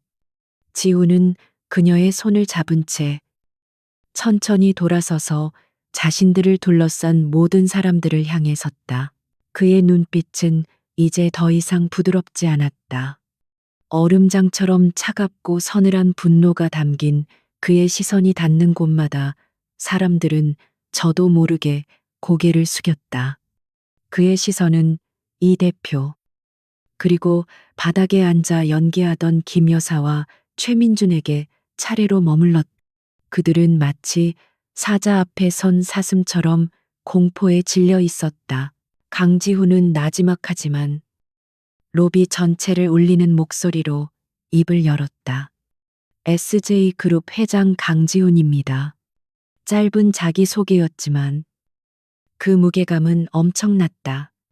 그는 잠시 말을 멈추고는 옆에 선 유진의 어깨를 단단히 감싸 안았다. 그리고는 세상을 향해 선포했다. 그리고 이분은 당신들이 감히 모욕하고 짓밟으려 했던 내 아내이자 앞으로 SJ그룹의 안주인이 될 서유진 씨입니다. 그의 말이 끝나자 로비에는 숨막히는 정적이 흘렀다. 모든 사람들이 자신의 귀를 의심했다. 아내 안주인 저 초라한 여자가 이 대표는 거의 혼절할 지경이었고 김 여사와 최민주는 입을 떡 벌린 채 유령이라도 본 듯한 표정으로 굳어버렸다. 그들이 거렁뱅이 배달원이라고 무시했던 남자가 대한민국을 쥐고 흔드는 SJ그룹의 회장이었다니. 가장 큰 충격을 받은 것은 물론 서유진이었다. 그녀는 자신의 손을 잡고 있는 남자를, 그리고 방금 그가 한 말을 이해할 수 없었다. 민수 씨가 회장님이라고. SJ그룹의 그녀의 세상이 송두리째 뒤집히는 순간이었다. 그녀는 아무런 생각도 할 수 없었다. 그저 자신을 내려다보는 그의 깊고 복잡한 눈빛을 마주 볼 뿐이었다. 그 눈빛 속에서 그녀는 단 하나의 질문만을 읽을 수 있었다. 당신 대체 누구야? 강지훈의 선언이 만들어낸 정적을 깬 것은 윤 실장의 차분한 목소리였다. 회장님의 허락하에 잠시 여러분께 진실을 보여드리겠습니다. 그는 노트북을 조작했고 로비의 대형 스크린에는 새로운 영상이 나타났다. 그것은 유진이 박 사장을 만났던 오피스텔의 원본 영상이었다. 편집되지 않은 날 것의 진실이었다. 영상 속에서 박 사장의 추악한 성희롱과 유진의 단호한 저항이 고스란히 드러났다. 그녀가 왜 물을 뿌렸는지, 왜 분노했는지 모든 전말이 명백해졌다. 사람들의 표정이 경악으로 물들었다. 이어서 화면에는 박서연이 김 여사에게, 그리고 김 여사가 박 사장에게 거액을 송금한 내역이 증거 자료로 제시되었다. 모든 것이 계획된 음모였음이 만천하에 드러났다. 로비의 분위기는 순식간에 역전되었다. 유진을 향하던 경멸의 시선은 이제 김 여사와 최민준에게로 향했다. 김 여사는 사색이 되어 소리쳤다. 아니야, 저건 다 조작이야. 저 계집애가 우리를 함정에 빠뜨린 거라고 하지만 그녀의 발악은 더 이상 누구의 동정도 사지 못했. 강지호는 싸늘한 목소리로 명령했다. 보안팀, 저 두 사람을 당장 경찰에 넘겨 명예훼손, 무고, 사기, 미수, 동영상 불법, 유포. 내가 동원할 수 있는 모든 죄목을 적용해서 다시는 사회에 발붙이지 못하게 만들어. 그의 말에 건장한 보안 요원들이 나타나 두 사람의 팔을 붙잡았다. 회장님, 잘못했습니다. 제발 한 번만 용서해 주세요. 최민준이 비굴하게 빌었지만 지훈은 눈 하나 깜짝하지 않았다. 두 사람은 짐승처럼 울부짖으며 질질 끌려나갔다. 지훈은 이 대표에게 시선을 돌렸다. 그리고 당신, 진실을 확인하려는 최소한의 노력도 없이 내 사람을 모욕했으니 그 책임을 져야 할 거요. 당장 내 눈앞에서 사라져. 이 대표는 그 자리에 털썩 주저앉았다. 모든 외부의 적들이 정리되었다. 하지만 진짜 폭풍은 이제 시작이었다. 지우는 유진에게로 돌아섰다. 그는 그녀의 얼굴에서 안도감이 아닌 깊은 혼란과 배신감을 읽었다. 그녀의 눈은 그를 향해 당신은 누구냐고 묻고 있었다. 그는 아무 말 없이 그녀의 손을 잡고 밖으로 이끌었다. 인파가 홍해처럼 갈라졌다. 회사 앞에는 칠흑같이 검은 마이바흐 한 대가 대기하고 있었다. 운전기사가 정중하게 문을 열었다. 유진은 마치 꿈속을 걷는 것처럼 차에 올라탔다. 낡은 버스와는 비교도 되지 않는 최고급 가죽 시트의 감촉이 오히려 그녀를 불편하게 만들었다. 차가 미끄러지듯 출발했다. 지훈은 침묵 속에서 그녀의 창백한 얼굴만 바라보고 있었다. 차는 서울의 가장 부유한 동네 한남동의 언덕 꼭대기에 위치한 거대한 저택 앞에 멈춰 섰다. 개인 엘리베이터를 타고 도착한 곳은 도시 전체가 발 아래에 펼쳐지는 펜트하우스였다.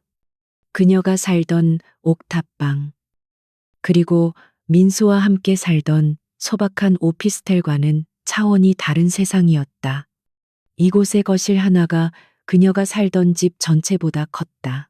유진은 현관에 선 채 더 이상 안으로 들어가지 못했다.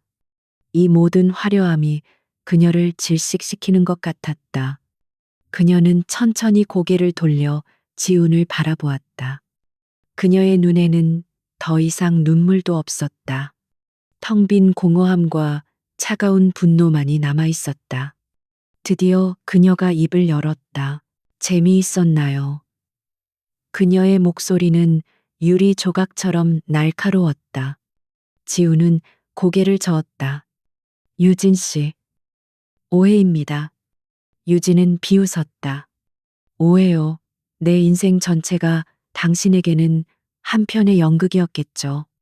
가난한 여자가 세상에 맞서 싸우는 모습이 위대한 강지훈 회장님께는 꽤나 흥미로운 구경거리였나 보죠. 그녀의 말은 비수처럼 그의 심장에 밝혔다. 아닙니다.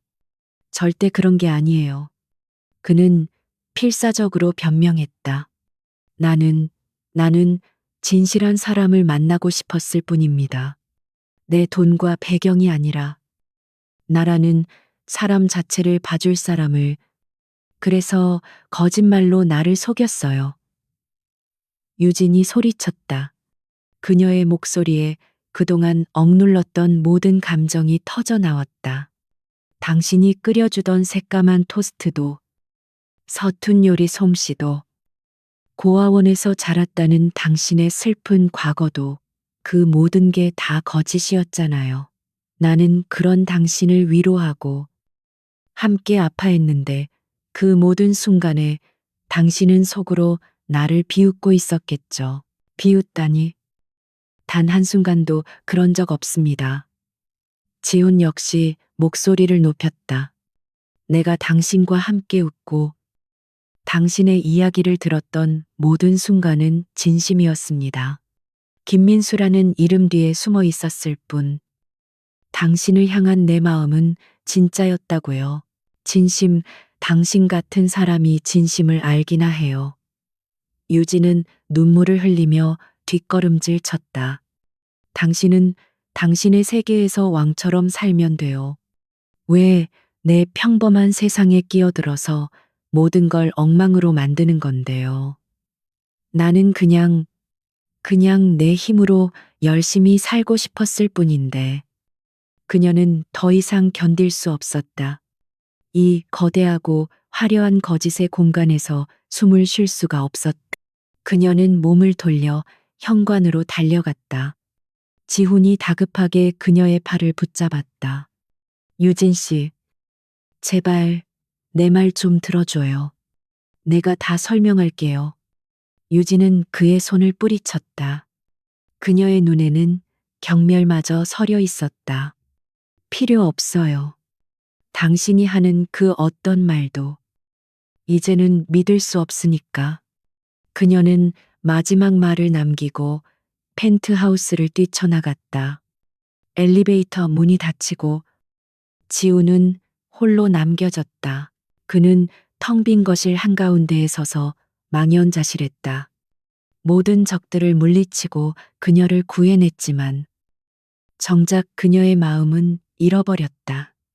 이 넓고 화려한 공간이 오늘따라 감옥처럼 느껴졌다. 그는 힘없이 소파에 주저앉아 얼굴을 감쌌다. 완벽했던 그의 계획은 가장 중요한 곳에서부터 무너져 내리고 있었다. 한참 후 그는 휴대폰을 들어 윤 실장에게 전화를 걸었다. 그의 목소리는 물에 젖은 솜처럼 무겁게 가라앉아 있었다. 윤 실장, 유진 씨를 찾아 최고의 경호원들을 붙여서 절대 다치지 않게 해. 하지만 절대 모습을 드러내지는 마. 그녀가 눈치채게 해서는 안 돼. 윤 실장은 조심스럽게 물었다. 회장님, 모시고 오지 않으시렵니까? 지우는 힘없이 대답했다. 아니, 그냥 내버려둬. 그녀에게는 생각할 시간이 필요해. 멀리서 지켜보기만 하게. 그는 전화를 끊고 다시 깊은 침묵 속으로 잠겨들었다. 자신의 거짓말이 만들어낸 상처가 너무나도 깊다는 것을 그는 이제야 뼈저리게 깨닫고 있었다. 강지훈의 펜트하우스를 뛰쳐나온 유진은 며칠 동안 값싼 모텔을 전전하며 홀로 시간을 보냈다. 그녀의 머릿속은 거대한 폭풍이 휩쓸고 간 것처럼 황폐했다. 분노와 배신감, 그리고 그를 향한 그리움이 뒤섞여 그녀를 잠 못 들게 했다. 그녀는 모든 것을 잊기 위해 혹은 무언가를 기억해내기 위해 정처 없이 서울 거리를 걸었다. 그녀의 발걸음은 자신도 모르게 김민수와의 추억이 깃든 장소로 향했다. 늦은 밤 함께 버스를 기다리던 정류장. 서툰 솜씨로 저녁거리를 고르던 재래시장. 그리고 단돈 몇천 원짜리 커피 한 잔을 나눠 마시며 미래를 이야기하던 작은 공원. 그곳에는 더 이상 그가 없었지만 모든 공간에는 그의 흔적이 선명하게 남아 있었다. 그녀는 공원 벤치에 앉아 생각에 잠겼다. 강지훈이라는 남자의 거짓말은 용서할 수 없었다. 하지만 김민수라는 남자가 보여주었던 친절과 따뜻함은 과연 거짓이었을까? 매일 밤 녹초가 되어 돌아와서도 그녀를 위해 저녁을 준비하던 모습. 그녀의 디자인을 보며 진심으로 감탄하고 응원해주던 눈빛. 그 모든 것이 단지 부유한 회장님의 심심풀이 연기였다고는 도저히 믿고 싶지 않았다. 결국 그녀의 발걸음은 예전에 살던 옥탑방으로 향했다. 다행히 아직 계약 기간이 남아 있었다. 끽 소리를 내며 열리는 문을 지나 익숙한 공간으로 들어서는 순간 그녀는 울음이 터져 나오는 것을 참을 수 없었다. 이 좁고 초라한 공간은 그와 함께했던 가장 행복한 기억들로 가득했다. 그녀는 자신이 디자인했던 스케치들을 하나하나 쓸어보았다. 그때 그녀는 깨달았다. 자신의 꿈을 가장 열렬히 지지해준 것은 SJ그룹의 회장 강지훈이 아니라 가난한 배달원 김민수였다. 그가 가진 돈이나 힘이 아니라 그의 순수한 믿음과 격려가 자신에게는 가장 큰 힘이 되었다는 것을.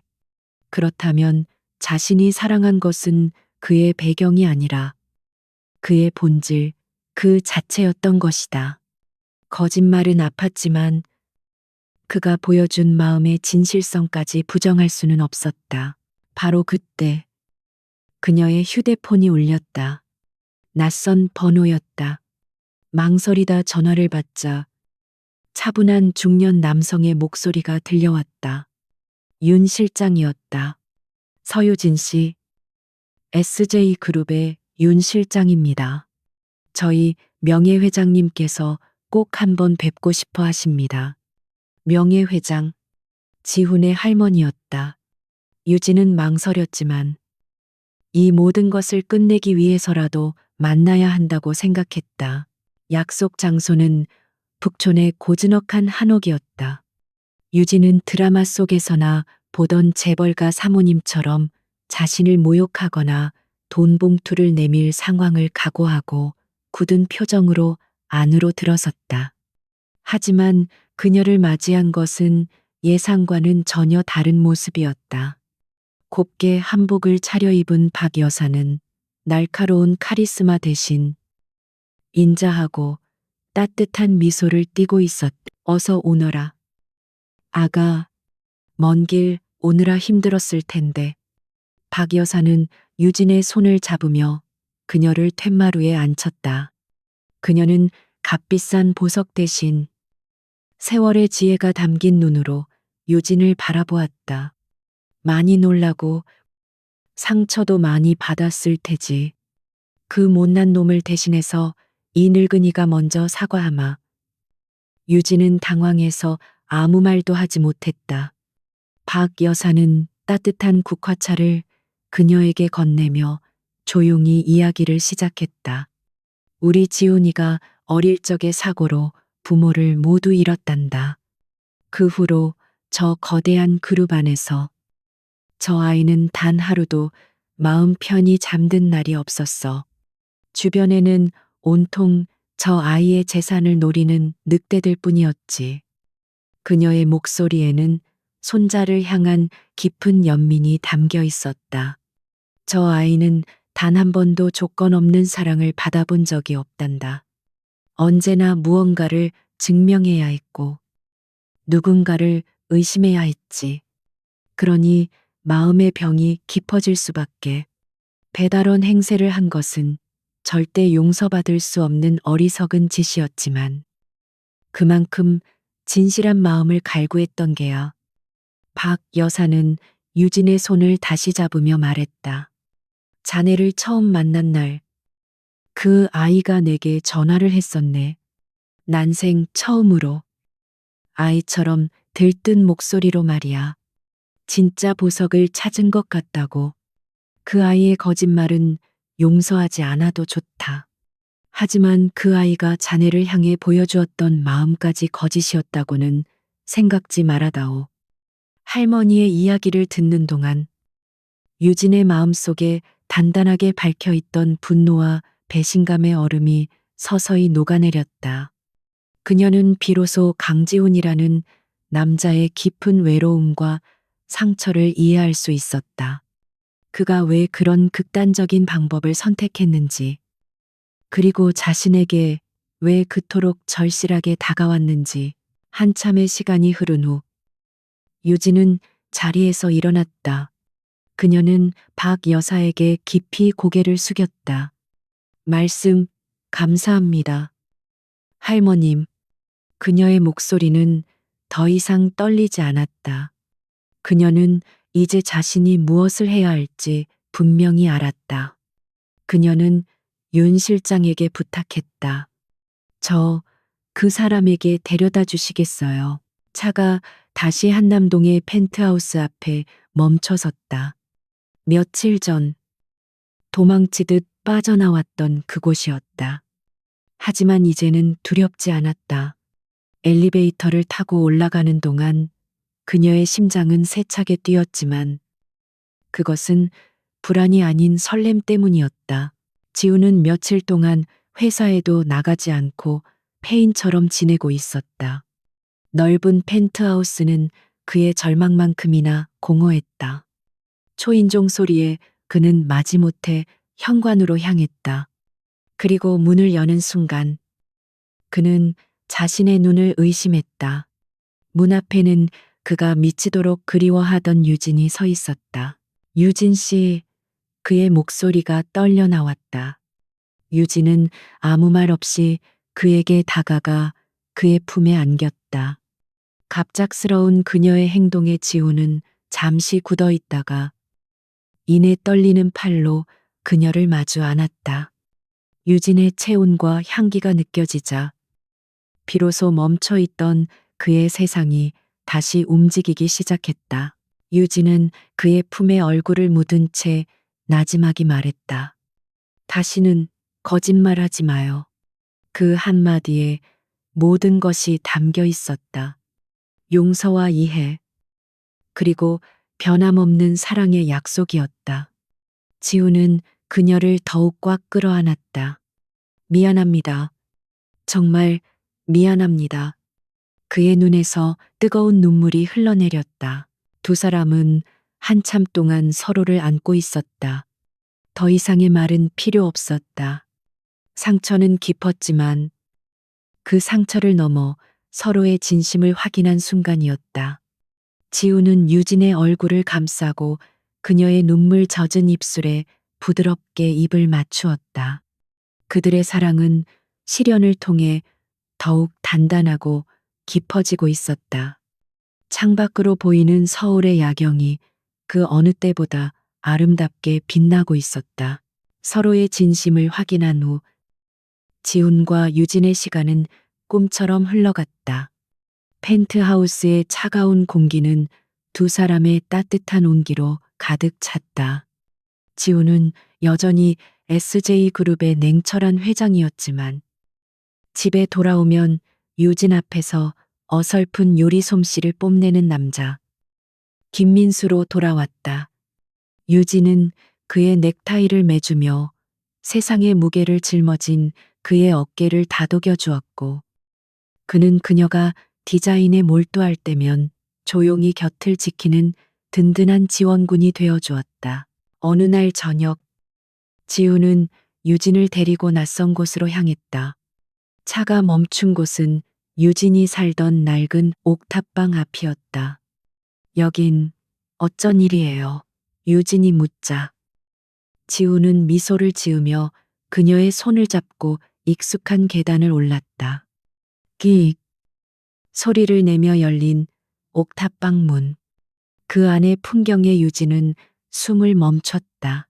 방 안은 수천 송이의 은은한 안개꽃으로 가득 차 있었고 벽에는 그녀가 그렸던 디자인 스케치들이 아름답게 전시되어 있었다.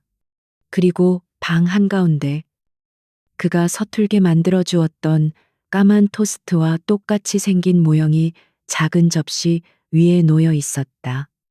이 모든 것이 그들의 소박했지만 행복했던 시작을 떠올리게 했다. 지우는 그녀의 앞에 조용히 한쪽 무릎을 꿇었다. 그의 손에는 작은 벨벳 상자가 들려 있었다. 이것은 길거리에서의 연극도 위기를 모면하기 위한 거짓말도 아니었다. 그의 눈에는 오직 한 여자를 향한 깊고 진실한 사랑만이 담겨 있었다. 서유진 씨, 나의 세상은 온통 차가운 계산과 거짓으로 가득 차 있었습니다. 그의 목소리가 부드럽게 울렸다. 하지만 당신을 만나고 처음으로 따뜻함을 배웠습니다. 사랑이라는 감정이 얼마나 위대한 것인지 깨달았습니다. 나의 거짓된 시작을 용서해 준 당신에게 이제 나의 모든 진심을 바치고 싶습니다. 서유진 씨, 나의 진짜 세상으로 들어와 나의 영원한 안식처가 되어 주시겠습니까? 그가 상자를 열자 그 안에는 세상에서 가장 아름다운 다이아몬드 반지가 빛나고 있었다. 반지의 디자인은 유진이 스케치북 한 구석에 꿈의 반지라며 그려놓았던 바로 그 디자인이었다. 그녀의 눈에서 뜨거운 눈물이 흘러내렸다. 그녀는 말없이 고개를 끄덕였고 지우는 기쁨에 찬 얼굴로 그녀의 손가락에 반지를 끼워주었다. 옥탑방의 작은 창문 너머로 쏟아지는 달빛이 두 사람을 축복하듯 비추고 있었다. 몇 달 후, 두 사람의 결혼식이 열렸다. 결혼식은 세간의 이목을 집중시켰지만 지훈의 뜻에 따라 화려함보다는 진실함에 초점을 맞추어 비공개로 진행되었다. 박 여사는 곱게 한복을 차려입고 손자 며느리를 맞는 기쁨에 연신 눈물을 훔쳤고 평범한 중산층 부부 행세를 그만둔 유진의 부모님 역시 딸의 행복한 모습에 흐뭇한 미소를 감추지 못했다. 대한민국을 대표하는 두 가문의 결합이었지만 그 자리에는 어떤 정치적, 경제적 계산도 없었다. 오직 사랑으로 맺어진 두 사람을 향한 따뜻한 축복만이 가득했다. 결혼식이 끝나고 며칠 뒤 지훈은 유진에게 또 다른 선물을 건넸다. 그는 그녀를 청담동의 한적한 골목에 위치한 아름다운 건물 앞으로 데려갔다. 통유리로 된 건물 외벽에는 STUDIO YUJIN이라는 세련된 간판이 붙어 있었다. 이게 뭐예요? 유진이 묻자 지훈이 열쇠를 건네며 말했다. 당신의 꿈입니다. 나는 당신의 재능을 믿어요. 그러니 이제 다른 사람 밑에서 일하지 말고 당신의 이름을 걸고 세상에 당신의 디자인을 보여줘요. 나는 당신의 후원자 1호일 뿐입니다. 이 스튜디오의 주인은 오직 서유진. 당신이니까. 유진은 자신의 이름이 새겨진 스튜디오를 보며 벅차오르는 감정을 주체할 수 없었다. 그는 단순히 자신을 사랑하는 것을 넘어 자신의 꿈을 존중하고 지지해주고 있었다. 시간이 흘러 세상은 많은 것이 변했다. 태아건설은 결국 파산했고 김 여사와 최민주는 수많은 소송에 휘말려 모든 재산을 잃고 사회적으로도 완전히 몰락했다. 그들의 탐욕은 결국 그들 자신을 파멸로 이끌었다. 박서연 역시 무고와 명예훼손 혐의로 유죄 판결을 받았다. 그녀의 거짓말과 음모는 대중의 차가운 외면을 불렀고 결국 그녀는 스캔들을 이기지 못하고 쓸쓸하게 은퇴를 선언했다. 한때 최고를 꿈꾸던 그녀의 야망은 잿더미가 되어 사라졌다. 그리고 1년 후에 어느 평온한 저녁 스튜디오 YUJI는 대한민국에서 가장 주목받는 디자인 스튜디오가 되었다. 유진은 세계적인 건축 잡지와 인터뷰를 마치고 집으로 돌아왔다. 펜트하우스에 들어서자 맛있는 냄새가 풍겨왔다. 앞치마를 두른 지훈이 서툰 솜씨로 저녁을 준비하고 있었다. 오늘 저녁 메뉴는 내가 배운 신메뉴, 닭볶음탕입니다. 그가 의기양양하게 말했지만 그의 얼굴에는 검댕이 묻어 있었다. 유진은 웃으며 다가가 그의 얼굴을 닦아주었다. 고생했어요. 회장님, 그래도 오늘은 태워 먹지는 않았네요. 두 사람은 마주보며 소리내어 웃었다. 식사를 마친 후 두 사람은 테라스에 나가 서울의 야경을 바라보았다. 지훈이 유진의 어깨를 감싸 안으며 나지막이 말했다. 가끔 생각해. 만약 내가 배달원 행세를 하지 않았다면 우리는 만날 수 있었을까? 유진은 그의 가슴에 머리를 기대며 대답했다. 만났을 거예요. 어떤 모습으로든 우리는 결국 서로를 알아봤을 거예요. 진심은 가면 뒤에 숨겨도 결국 빛나기 마련이니까요. 그의 세상과 그녀의 세상은 이제 완벽하게 하나가 되어 있었다. 거짓으로 시작되었지만 진실한 사랑으로 완성된 그들의 이야기. 창밖으로 펼쳐진 수많은 불빛들이 마치 그들의 행복한 미래를 축복하는 별들처럼 반짝이고 있었다. 두 사람은 말없이 서로를 끌어안고 그 고요하고 완전한 행복을 오랫동안 만끽했다.